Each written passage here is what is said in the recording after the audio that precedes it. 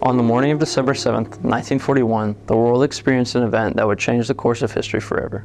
America was thrust into a global conflict that would reshape the face of the 20th century. Our media team had the opportunity to learn about and interact with history at the Pearl Harbor National Memorial, located on the island of Oahu, where we were introduced to two park rangers, Visitor Services lead David Kilton and park guide Gigi Kessner, who shared their knowledge of the events leading up to the bombing of Pearl Harbor, as well as the aftermath that still impacts our life today. After our conversations with these park rangers, our team was given a private tour of the USS Arizona, where we experienced the magnitude of that historic day firsthand. Thank you to the Pearl Harbor Park Rangers for giving our team behind-the-scenes access to this once-in-a-lifetime experience. And now, it is my privilege to share this rich history with you.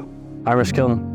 Thank you for coming out and talking to us today. The first question we have for you is just could you tell us about how what happened here on December 7th, 1941 changed the world forever? What happened here on December 7th, 1941 was the culmination of tensions that had already begun to really develop and become more intense between the Empire of Japan and the United States. And then the sanctions that the United States and the Allies had put on Japan were forcing Japan to really be painted into a corner. So after months of planning on December 7th, 1941, Japanese armed forces carried out an attack to cripple the U.S. Pacific Fleet so that they could advance and take other territories. There were 8 active battleships that were damaged, sunk, or even destroyed. The USS Utah and the USS Arizona are the only ships that were sunk that are still in the water today. Can you speak more to what this place here, the memorials y'all have out there, like what it does to just kind of memorialize what happened on Pearl Harbor? A way that I usually describe it is anytime a person visits a park in general,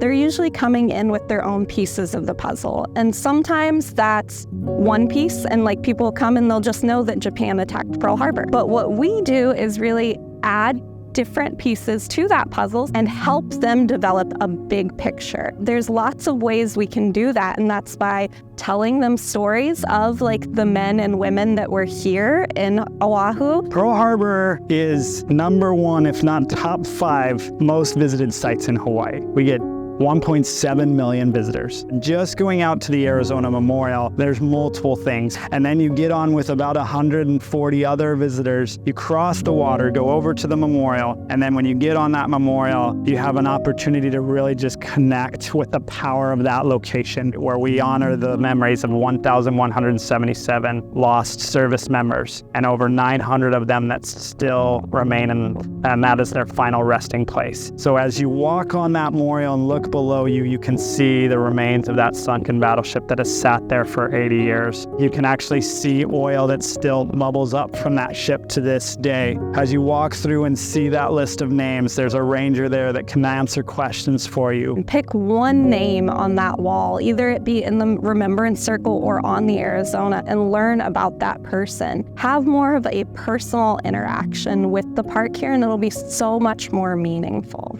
Then you'll get back on a boat after about 10 to 15 minutes, come back over here, and then you have opportunities to explore museums. And now I get to be an active part of working with staff that help to engage and connect with visitors and give them a more powerful experience as they come to see this site. The U.S. National Park Service took over management of this site and the memorial in 1980. The memorial itself was built in 1962 to honor and pay tribute to what is to this day the single greatest loss of life within the United States Navy, with 1,177 service members having died serving aboard the battleship USS Arizona. The devastating attacks that happened on December 7th after 2 waves came in that morning starting at 8 o'clock, those attacks really did effectively cripple the Pacific Fleet. There were over 300,000 lives that were lost, including civilians. The Japanese did have losses. They lost about 20 planes, and all of the midget submarines that were also part of the attacks were lost. How did the attack affect Oahu, specifically, or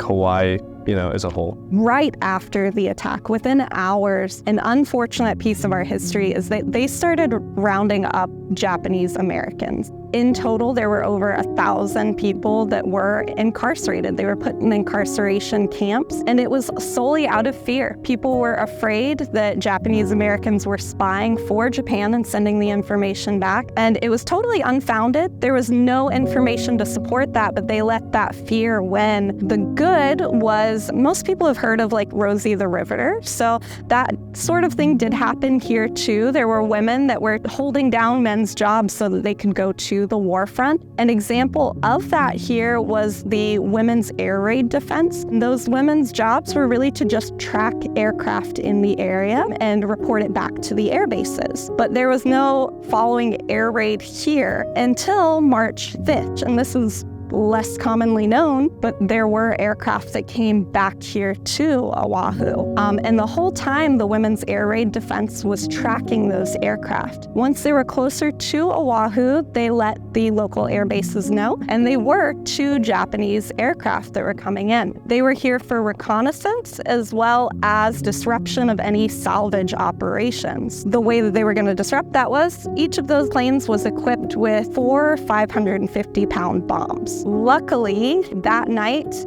there was terrible view from the sky. So the pilots, one of them, the second he got a glimpse of land, he went ahead and dropped all 4 bombs. Luckily, those landed on the top of one of those mountains back there. The other one dropped his bombs right into the middle of the ocean. But for us, the women's air raid defense proved their use. What is the most memorable or inspiring story that you've heard from someone who was there firsthand? One of our major missions is to highlight the peace and reconciliation that has come after the war. Japan, who was one of our greatest enemies at the time, is now one of our greatest allies. And so I'm going to tell you a story that actually is going to tie with 2 individuals. So the story starts with a man by the name of Richard Fisk. He was a bugler. He went out on the morning of December 7th to basically wake up everyone on the ship. As he went out, stepped onto the deck, the Virginia would actually be hit by a bomb and he would be thrown off into the water. He would eventually have to swim through the oil and fuel that was in that water trying to rescue, and he would spend the rest of the morning basically trying to pull people out of the water, both survivors, injured, and the dead. He grew to have this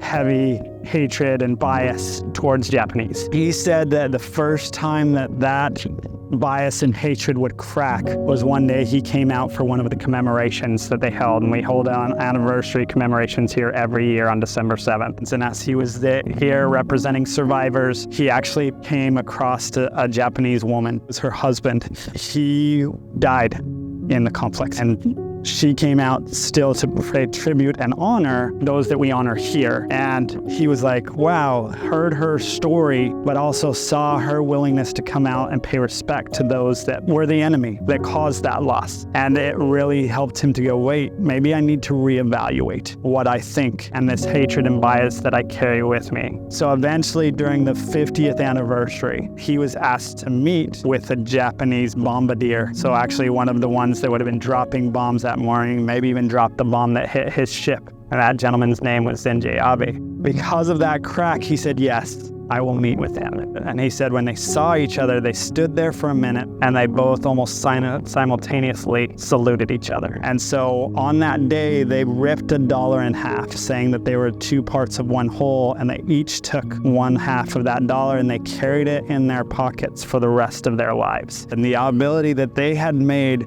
to overcome whatever fear or bias that they had, to be able to find that peace and that love for one another and for each other's people and culture in their lives. And that's one of the reasons that we tell this story. There's one surviving member of the USS Arizona who's 102. Since we are losing that generation and losing those opportunities to tell those stories in a first-hand way, we have to take more of that torch to carry on the stories and tell how those stories never need to not be forgotten, and remember that we have the opportunity to make different choices today than what they did back then. Thank you so much. Yeah, thank Appreciate you. your time. Yeah, great. Thank you, Jonah.